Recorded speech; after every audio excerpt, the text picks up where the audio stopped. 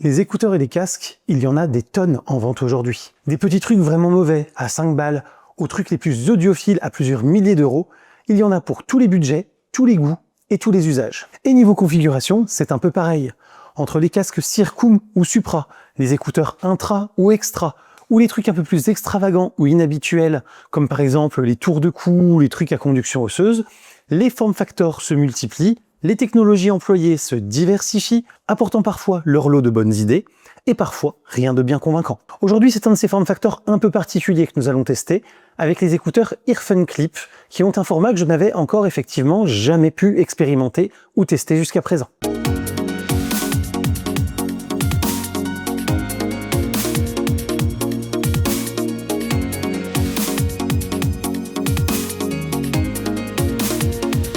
Bonjour à toutes et à tous et bienvenue dans cette nouvelle vidéo consacrée à l'univers des nouvelles technologies et aujourd'hui plus particulièrement à celui de l'audio nomade avec le test des écouteurs à oreilles ouvertes, les Earphone Clip. Et avant tout, si vous aimez cette vidéo et mon contenu, pensez au clap, le commentaire, le like, l'abonnement et le partage.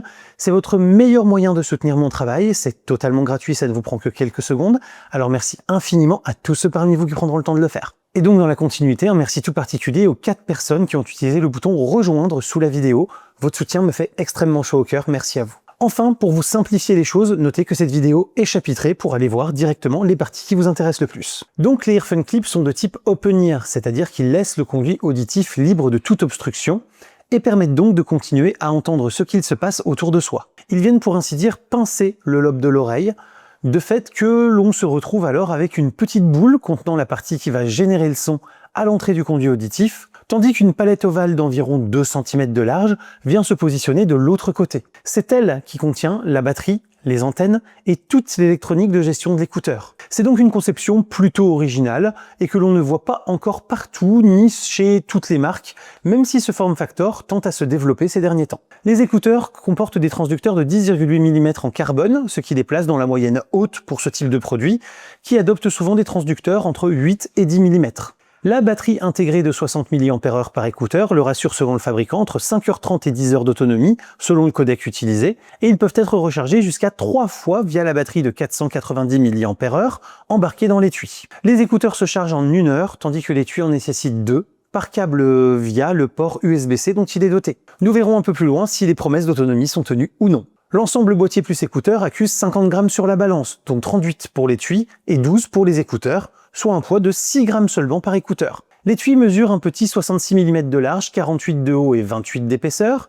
Il passe donc parfaitement dans une poche à gousset, en tout cas dans mes pantalons cargo et mes jeans. Ces écouteurs sont par ailleurs IP55 et résistent donc sans problème à la sueur ou à la pluie, mais ne sont pas étanches pour autant et ne pourront donc pas être utilisés dans l'eau, en piscine par exemple. La prise en charge multipoint est également de la partie avec 2 appareils pouvant être appairés simultanément, le tout géré directement dans l'application Compagnon. La boîte comporte un port USB-C pour la recharger et une LED en façade qui indique le niveau de charge par un code couleur allant du vert au rouge en passant par le jaune au fil de la décharge. À côté du port USB, on retrouve un bouton permettant de relancer l'appairage des écouteurs pour simplifier la gestion multipoint par exemple. Sur les écouteurs, on retrouve un micro pour un total de 2 sur la paire qui permettent de capter votre voix pour les appels et de traiter le bruit environnant pour le réduire. Ils disposent également d'un bouton physique chacun, permettant de monter ou de baisser le volume, de changer de piste, de mettre en pause ou de relancer, et de gérer le décrochage des appels. Toutes ces actions sont paramétrables dans l'application Earphone dédiée dont nous reparlerons. En termes de codec, ils sont compatibles avec le classique SBC et le LDAC. Et nous verrons que ce choix a des avantages mais aussi des inconvénients. Enfin, notez que Google FastPair est de la partie pour une connexion à votre smartphone en moins de 5 secondes et la proposition automatique dès l'appairage de télécharger l'application Compagnon pour un paramétrage plus complet, ce qui les rend vraiment très rapides à appairer et surtout utilisables même sans aucune connaissance technique spécifique. Notez que le son est transmis par un signal Bluetooth en version 6, censé apporter plus de stabilité, ce dont nous reparlerons plus loin. Cela permet également d'assurer une diffusion de chaque signal stéréo directement à l'écouteur concerné, ainsi qu'une prise en charge native des flux audio spatialisés multicanaux. Le bundle se compose donc, pour récapituler, d'un étui de recharge, des 2 écouteurs, d'un petit câble USB-A vers USB-C et d'un manuel de démarrage rapide. Sur le plan du confort, je découvre cette ergonomie avec appréhension. En effet, avoir quelque chose qui va venir me pincer l'oreille pendant des heures ne m'enchante guère de prime abord. Le revêtement silicone est doux et accroche malgré tout un petit peu. Ça lui permet de ne pas être désagréable quand il est en contact avec la peau, mais ça permet également que les écouteurs restent bien en place lorsque vous bougez. Leur poids plume fait que par ailleurs, vous ne les sentirez pas peser sur vos oreilles. Et pour le pincement, eh bien, il est tout bonnement imperceptible. Même sur une journée complète, je n'ai ressenti aucun point d'appui, aucune gêne, aucune douleur, aucune irritation. Et ce, malgré des tests jusqu'à des conditions de température où je suais beaucoup, 40 degrés à l'ombre, et que j'étais sur des séances de tir à l'arc qui pouvaient durer jusqu'à 5 heures durant la journée. Le choix d'utiliser des boutons physiques plutôt que des surfaces tactiles est pour moi un vrai bon choix. En effet, on peut sentir les boutons avant d'appuyer dessus, ce qui évite les mauvais clics, le nombre de clics mal comptés par les écouteurs et toutes ces joyeusetés que les surfaces tactiles peuvent induire. De plus, ça permet de pouvoir les utiliser en toutes circonstances, même si on a les mains mouillées ou gantées, ce qui n'est absolument pas le cas des surfaces tactiles. Sur ce point, ce fut donc pour moi un vrai plaisir d'interagir avec ces écouteurs. Le bouton tombe naturellement sous le doigt, est facile à cliquer, et le fait d'avoir jusqu'à 4 actions différentes par écouteur, avec 1, 2 ou 3 clics et l'appui long, permet de couvrir à peu près tous les usages possibles. On peut en plus choisir quel clic fait quoi, afin, si l'on avait déjà des écouteurs ou des casques avec ce type de contrôle, de remettre exactement les mêmes et de retrouver facilement ses habitudes. Enfin, en termes de tenue, je n'ai jamais été pris au dépourvu, même en courant, sautant ou secouant franchement fort la tête. Ils tiennent bien, aucun souci là-dessus, malgré l'absence de sensation de pression lors de leur placement. Niveau autonomie, comme je vous le disais, le fabricant annonce 10 heures en SBC et 5h30 en LDAC et 3 recharges complètes avec l'étui, soit 4 recharges au total quand vous avez chargé l'ensemble étui plus écouteurs. On est donc sur 40 heures en SBC et 22 heures en LDAC d'après le fabricant. Dans les faits, avec un niveau sonore d'environ 70%, à même de déjà fatiguer largement vos oreilles, donc tout à fait suffisant pour des usages quotidiens, j'ai tenu autour de 6h30 avec une charge en LDAC et quasiment 11 heures en SBC, ce qui est supérieur aux valeurs annoncées. L'étui, quant à lui, ne m'a cependant permis de faire que 2 charges et demie environ et pas 3 charges complètes, ce qui amène un total d'autonomie porté à 19 heures en LDAC et 38 en SBC, ce qui est quand même très proche du total annoncé et donc on est pas mal du tout. Puisque même en LDAC, on peut dire que sur une journée complète de travail, si vous les remettez à charger 30 à 45 minutes pendant vos pauses ou pendant un repas, ils ne vous lâcheront absolument pas. Et au besoin, donc, 10 minutes de charge dans le boîtier permettent de regagner jusqu'à 45-50 minutes d'écoute en LDAC et environ 1h30 d'écoute en SBC. Au démarrage, les écouteurs sont plutôt moyens dans leur signature sonore, avec un bas médium très présent à l'écoute, un léger manque de basse, et un haut médium et un aigu fortement en retrait et étouffé. Sur ce point, on est un peu comme les précédents écouteurs de la marque qui sonnaient vraiment de la même manière au moment du démarrage.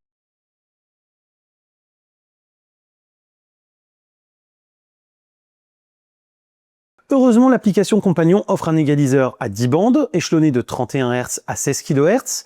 Vous pouvez ainsi réajuster le son pour un rendu global plus homogène et harmonieux, et en tout cas un peu plus proche de ce que me sort un casque de mastering comme mon DT770 Pro. À titre indicatif, voici la courbe une fois le réglage qui me semble le meilleur trouvé. On voit quand même que les corrections apportées sont importantes. Notez également que cette courbe est pour un usage en LDAC, pas en SBC, où les limites des écouteurs associées à la forte compression font que je n'ai jamais été satisfait du rendu. En tout cas, en LDAC et avec ces réglages, les basses sont bien présentes mais sans étouffer le bas des médiums, et les hauts médiums et les aigus ressortent correctement, sans sibilance ni distorsion audible. Attention cependant, si vous aimez les sons qu'on pourrait qualifier de basseux, ce type d'écouteur n'est absolument pas fait pour vous. Leur conception, toutes marques confondues, rendant relativement difficile l'application de basses profondes, sans étouffer une grande partie du reste du spectre. Et ici, quand on pousse sur les basses, l'effet de contagion et d'étouffement du reste est particulièrement marqué. Mais sinon, la qualité est globalement là, et la retranscription des détails est suffisamment bonne pour ne pas être déçu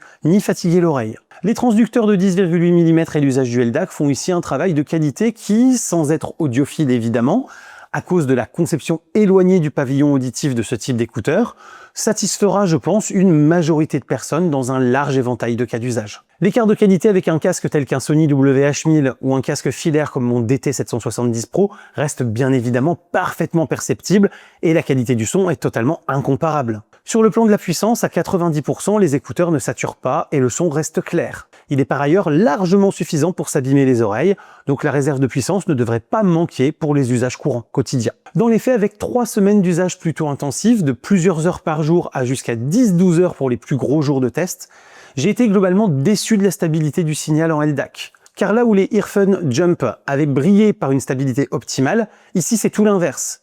Il y a très régulièrement des micro-coupures, à raison d'environ une toutes les 5 à 10 minutes, ce qui n'est donc pas du tout anodin. Et sur de l'audio, principalement musical dans mes cas de test, eh bien ça devient vite extrêmement agaçant d'avoir ce type de tressautement du son, et surtout incompréhensible, puisque le Bluetooth 6 est censé apporter plus de stabilité au signal que pour les Jump, pourtant en norme Bluetooth 5.3, qui eux étaient donc impeccables sur ce point. En SBC, je n'ai eu aucun souci, le signal était stable et infaillible. Cependant, l'écart de qualité entre les deux codecs m'a semblé particulièrement audible sur ces écouteurs. À l'aveugle, j'ai trouvé dans 100% des cas lorsque l'un ou l'autre des codecs était utilisé. Donc pour moi, seul l'usage en LDAC peut être retenu si on veut une qualité un minimum correcte. L'application Compagnon offre un affichage de toutes les infos importantes ainsi que beaucoup d'options de réglage qui peuvent être utiles. Tous les essentiels en tout cas sont présents. Tout d'abord, vous visualisez en un coup d'œil si vous êtes en SBC ou en LDAC afin de vous assurer, si c'est ce que vous souhaitez, que le codec de meilleure qualité est bien activé. Sur ce point, pour en savoir plus si vous ne maîtrisez pas bien ces notions, je vous renvoie sur la vidéo dédiée au Bluetooth que j'avais mis ici en fiche et en description, que j'ai réalisée il y a quelques années maintenant, mais qui peut vous être utile pour approfondir ce sujet. Dans l'application, vous avez également un affichage des niveaux de charge de chaque écouteur et de l'étui de recharge, ce qui est pratique pour savoir où on en est. Le mode jeu permet de réduire un peu la latence du signal Bluetooth. Cependant, en ne proposant que du SBC ou du LDAC qui ne sont tous les deux pas compatibles avec un fonctionnement low latency, ces écouteurs ne seront, pour mon cas en tout cas à ma vue, pas adaptés à un usage où le temps réel est important, c'est-à-dire essentiellement les jeux vidéo ou le montage vidéo. En effet, autant sur un film ou une série, la plupart des systèmes d'exploitation savent faire avec ce décalage et resynchronisent vidéo et son correctement. Autant pour les jeux ou pour du montage vidéo, il n'est pas possible de décaler l'image pour correspondre au retard du son. C'est dans ce genre d'usage qu'un aptX low latency aurait par exemple pris tout son sens en complément des SBC et LDAC pour permettre également cet usage dans de bonnes conditions. Oubliez donc ce mode et l'espoir d'utiliser ces écouteurs pour du jeu vidéo, malgré les assertions marketing en la matière. En effet, si l'on est autour de 300 millisecondes sans ce mode, l'activer permet de passer à environ 160. C'est beaucoup mieux, c'est sûr, mais c'est encore largement insuffisant pour ne pas percevoir d'écart entre son et image, écart que l'on peut percevoir des 15 à 20 millisecondes environ. Le mode theater, quant à lui, essaye de virtualiser le son pour lui donner une scène sonore plus large. Le Bluetooth 6 étant censé rendre les écouteurs compatibles avec le son multicanal, on aurait pu espérer une prise en charge native du son Dolby ou DTS, mais ce n'est pas le cas pour autant. Et donc l'effet theater fonctionne, mais comme toujours, avec ce type de traitement artificiel, ça se fait au détriment de la qualité sonore perçue. Je ne peux donc, pour ma part, pas vous recommander ces écouteurs pour de l'écoute de films ou de séries avec un son spatialisé, même si ça peut se révéler intéressant pour donner un semblant de spatialisation plus prononcée, en ayant bien en tête donc que ça ne correspondra jamais à l'équivalent d'un mixage multipiste réellement retranscrit comme il aurait pu l'être avec un casque ou des écouteurs qui seraient vraiment compatibles avec ce type de signaux. On retrouve ensuite un égaliseur, utile pour adapter le rendu sonore à ses propres habitudes et préférences. Cela vous permettra de remettre en avant les médiums et les aigus qui, sans cela, sont trop en retrait à mon goût, les écouteurs étant naturellement plus portés sur le bas médium du spectre sonore, comme je vous l'expliquais dans le chapitre précédent de cette vidéo. Il est par ailleurs possible de stocker plusieurs égaliseurs pour faire des réglages différents selon les styles de musique écoutés ou les usages. On peut faire un égaliseur musique, un égaliseur film, etc. Enfin, un égaliseur adaptatif vous est proposé. Il permet de régler les fréquences de l'égaliseur de façon à toutes les entendre au même niveau, en les testant chacune séparément. Le but, c'est d'adapter l'égalisation à vos oreilles et votre perception pour avoir ensuite un rendu le plus neutre possible compte tenu de votre audition. C'est une bonne idée sur le principe et ça marche plutôt bien dans les faits. En continuant de descendre, on arrive sur le paramétrage des boutons que l'on peut purement et simplement désactiver si on le souhaite. Et c'est une bonne chose dans certaines conditions et c'est très bien que Earphone y ait pensé, même si dans ce cas précis avec des boutons physiques plutôt que des touches tactiles, c'est quand même un peu moins nécessaire sur ce modèle que sur d'autres qui auraient donc des surfaces tactiles. On pourra choisir de laisser actif ou non chacun des 4 gestes, à savoir 1 clic, 2 clics, 3 clics et l'appui long, sur chacun des 2 écouteurs, et associer à chaque geste de chaque écouteur une fonction spécifique. On peut également désactiver un bouton et pas l'autre, bref c'est complet et c'est vous qui organisez ça comme bon vous semble. On retrouve ensuite la gestion du multipoint qui permettra, si vous utilisez plus de 2 périphériques avec des écouteurs, de choisir, en plus de votre smartphone, quel est le deuxième que vous voulez appairer à un instant T. Cet usage est cependant impossible si vous activez le LDAC, et ça c'est extrêmement dommage. Et justement, c'est dans l'option suivante que vous allez ou non pouvoir activer le LDAC et c'est aussi là que vous allez pouvoir demander à ce que la connexion stable soit prioritaire, donc au détriment du LDAC et donc de la qualité sonore générale. La configuration de l'assistant vocal n'est pas ce que vous pensez puisque c'est uniquement la langue dans laquelle les écouteurs vont vous parler et avec quelle puissance sonore pour vous indiquer un changement de mode lorsque vous touchez un des boutons pour régler un mode ou quand vous allez les activer ou qui vont être en mode appairage. L'assistant vocal lui-même est géré par votre smartphone Android en direct, en dehors de tout paramétrage de cette application. Il est bien sûr également possible de limiter la puissance maximale des écouteurs et également de modifier la balance gauche-droite, ce qui peut être aussi une bonne chose. Vous pouvez enfin choisir la durée à partir de laquelle les écouteurs s'éteignent s'ils ne reçoivent plus de signal audio, et vous pouvez trouver l'un ou l'autre des écouteurs si vous l'avez égaré, en le faisant sonner à sa puissance maximale, qui est globalement suffisante pour l'entendre à quelques mètres dans un environnement plutôt calme. Bref, c'est plutôt complet, clair et globalement bien traduit.